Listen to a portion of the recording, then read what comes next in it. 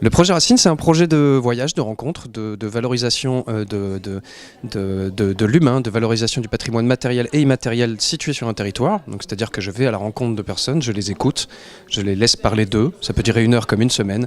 Et puis, dans cette indication, dans ce discours, il y a une indication de lieu qui m'est donnée. Ce lieu, je m'y rends et je vais projeter le portrait que j'aurais pris de cette personne, le portrait photographique, et je le projette sur ce lieu.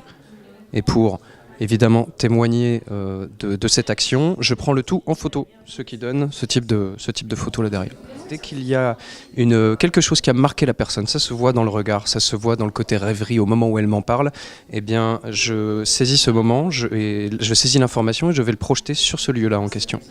Le lien entre l'homme et la nature, il est direct, il n'est qu'unité, en fait, il fait qu'un. On est né à un endroit et il y a un lien fort. Les racines, on est enraciné au sol, on est enraciné à nos terres, il y a quelque chose de fort, même si la définition des racines peut prendre beaucoup de formes. On est incubé à la Louvre-Lens-Vallée, on a remporté au Culturathon le prix coup de cœur du jury. Donc voilà, il y a toute une évidence qui fait qu'on est ancré sur le territoire pour le moment. Le projet Racine continue son enracinement dans le bassin minier.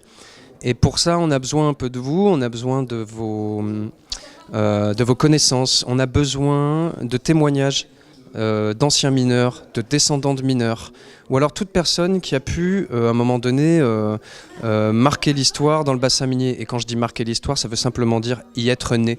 Voilà, donc on recherche des participations pour réaliser un documentaire, mais aussi pour projeter vos visages, en fait, sur les terrils, mais pas que, il y a plein d'arbres dans le bassin minier.